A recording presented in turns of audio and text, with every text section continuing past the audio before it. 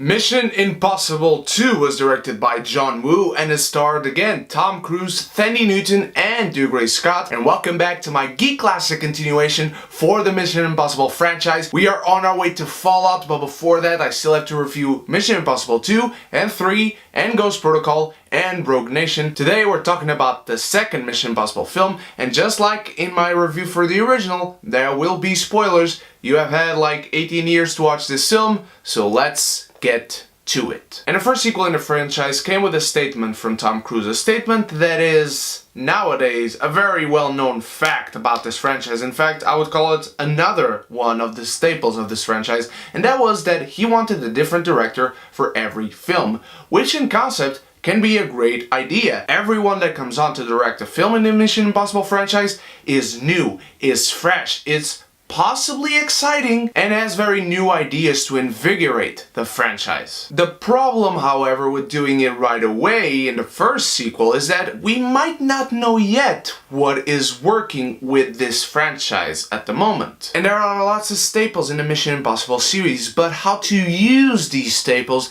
hadn't been figured out yet. The result is a film that, despite being a sequel, kind of feels like a reboot at points, at many points. And it was directed by John Woo, and with him directing we can be sure of three things: lots of slow-mo, Chinese film style martial arts that don't fit this film at all, and of course, doves.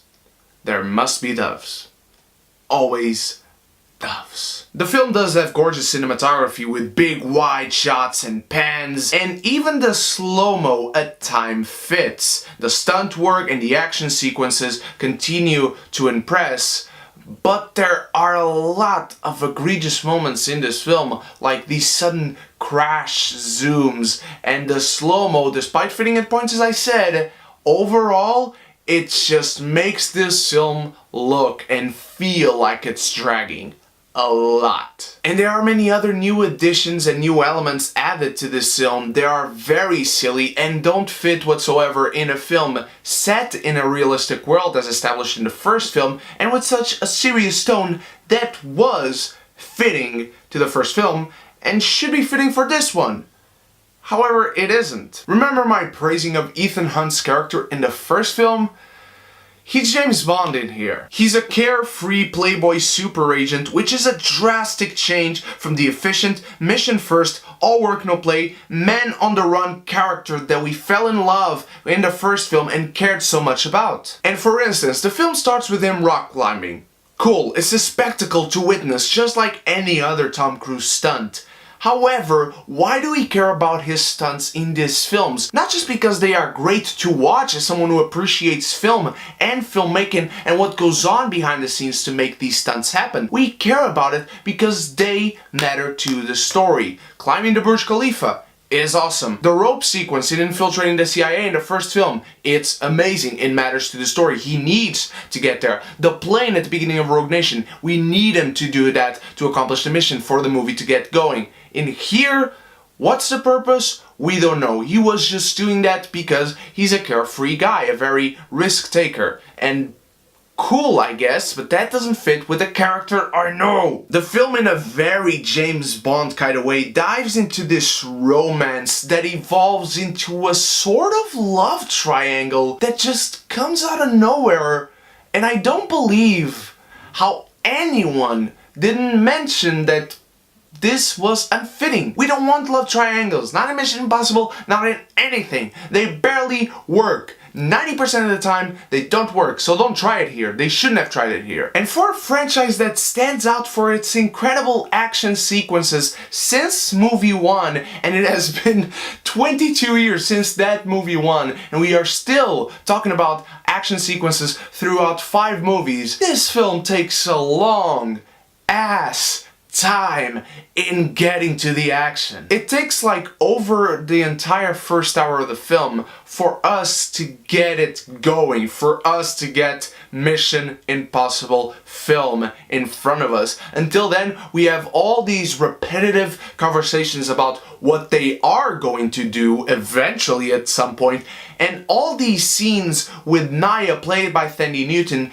and Ambrose, played by Dougray Scott, that are just uncomfortably awkward to watch. So I can't imagine how these characters and maybe even how the actors felt. When we start to have a competent Mission Impossible film, however, is when Ethan Hunt goes into the biosite facility to destroy the rest of the virus. But it takes so long. He is not in a hurry at all. Have some urgency, please. I need to fear that this virus will be released. So if our character doesn't worry, I can't worry either. And you know what the worst part is? None of this scene is in slow motion. So the fact that it was so fucking slow is even more frustrating. When the movie really starts, and it's not just competent, it's actually good, verging into great territory, is when Ethan and Naya and Ambrose and his crew are all in this biosite facility, and Naya self-injects the virus. She's about to die at any given moment. So Ethan gets out of there, and finally we have a Mission Impossible film. It's a great moment of tension right here, so thank you. In a spy action film, we have a moment of tension.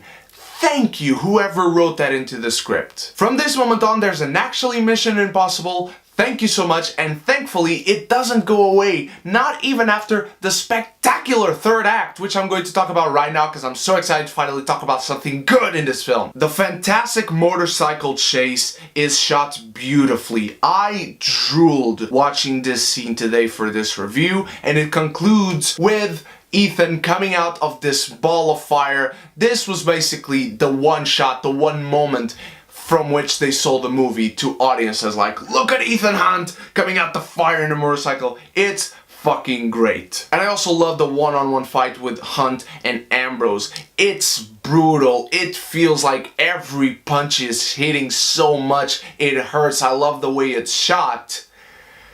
But then in comes the knife and the eye stunt, which, no, to me that doesn't compute. I don't work with that. Applauses to Tom Cruise, I mean seriously, but I would never in a fucking million years, no matter how much anyone paid me, I would not do the thing with the knife on a wire and then stops at 1 millimeter from the eye. No fucking way. Spectacular to see, and I'm very happy to see. That's as close as I get to that. There's an identity crisis with Mission Impossible 2. There are really awesome moments of action cinema, but then the plot is so dreadfully serious with the virus, and worst of all, the love triangle. Tom Cruise is great as Ethan Hunt. However, I do hesitate to call this guy in this film Ethan Hunt. I would say Tom Cruise is great as James Bond in this film. The action and the stunt work really stand up till this day, just like they did in the first movie. Those things are really still great about this one. The existing action in the film, it's fun, it's exciting, it's really well executed, but it feels so overly stylized with John Woo tropes,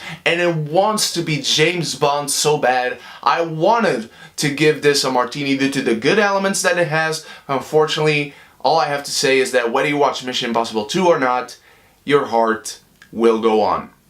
But what did you think of Mission Impossible 2, my beautiful geekies? Did you enjoy it? Did you not? Let me know in the comments below. How do you rank Mission Impossible 1 and 2? We'll get to the others eventually on the other reviews. Thank you so much for watching. You guys are the best. Can't wait to bring you all my other Mission Impossible reviews. And check out all the current reviews I'm doing on my channel besides the Geek Classics. And subscribe for more. Thank you so much once more. You guys are the best. And so until the next review, you stay beautiful, you stay geeky. If you haven't subscribed yet, click the subscribe button and the bell so you can be geeky united.